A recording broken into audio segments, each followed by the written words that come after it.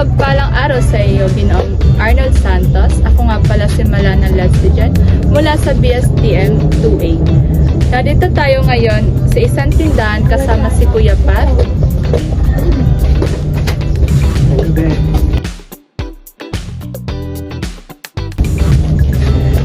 Para siya ay ating interviewin patungkol sa tanong na mahalaga pa bang pag-aralan ang buhay at gawa ni Rizal?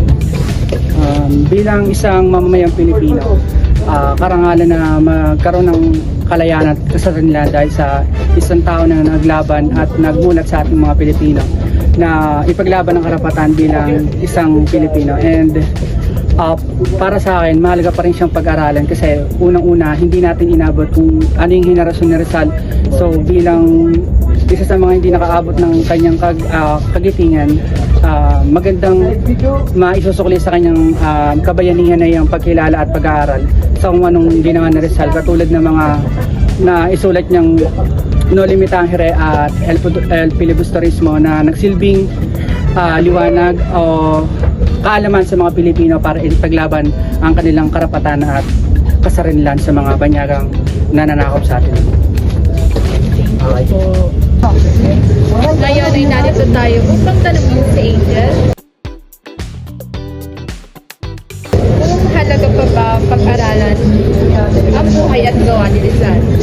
Oo, kasi hindi porket namatay na si Jose Rizal is hindi na natin papahalagan. Syempre, kapag next na may mabubuhay na ulit, may intention sila na pag-aralan yung buhay ni Jose Rizal kasi ganun yun eh. Like, siya yung pag-aaralan din nila yun sa AP or sa subject nila, yun. So may intention sila na pag-aralan pa rin yung buhay ni Jose Rizal. Thank you. Ngayon ay narito si Sadia. Siya'y tanungin patungkol sa mahalaga pa bang pag-aralan ang buhay at gawa ni Rizal? Mahalaga ito sapagkat si Jose Rizal ay tinuturing ng pabansang bayani ng Pilipinas. Ang pag-aaral sa kanyang buhay at gawa ay nakakatulong sa pag-unawa sa kasaysayan at identidad ng bansa. At mahalaga rin ito upang malaman natin ang kahalagaan ng edukasyon. Sapagkat ipinakita ni Rizal ang kanyang kahalagaan ng edukasyon sa pagbuo ng isang makabayan at mapagpalayang individual. At nakapaloob dito ang pagmamahal sa bayan. Ang kanyang mga akda at gawa ay nagpapakita ng pagmamahal sa bayan at pagtulong sa mga kababayan. At ang isa sa pinakamahalaga para pag-aralan natin ang buhay at gawa ni Rizal ay upang magsilbi itong inspirasyon sa mga kabataan sapagkat ang buhay at gawa ni Rizal ay maaaring magbigay ng inspirasyon sa mga kabataan na maging mapanagutan, makabayan at mapagpalaya. Thank you.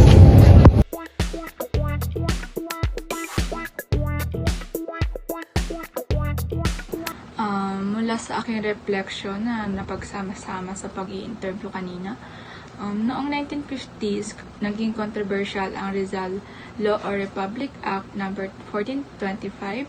Malakas ang pagtutol ng simbahang Katolika dahil ang No Limitangere at El Filibusterismo ni Rizal ay nagpapakita ng pang-aabuso ng mga praile.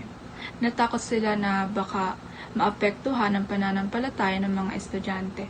Pero pinaglaban ni San Claro M. Recto at iba pang na mahalaga ang pagbabasa ng mga akdang ito para gisingin ang nasyonalismo ng mga Pilipino. Sa huli, ipinasa rin ang batas kahit may kompromiso gaya ng pagbibigay ng exemption ng mga estudyanteng gusto ng ibang version. Ipinakita ng debate na mahirap i-balance ang pananampalataya at pagiging makabayan. Pero mahalagang manatili ang koneksyon ng kabataan sa kasaysayan. Para naman sa akin, sobrang relevant ni Rizal para sa panahon ngayon. Yung mga isyong kinalaban niya noon, komparasyon, korupsyon, pang-aabuso at kawalan ng hustisya, nangyari pa rin ngayon. Malaking paalala ang kanyang mga akda na dapat maging mapanuri at makialam ang kabataan. Mahalaga ring ituro ang Rizal course sa school para hindi makalimutan ang ating pinagmulan. Sa pamamagitan nito, natututo ang mga estudyante ng values tulad ng pagmamahal sa bayan, katapangan at malasakit sa kapwa.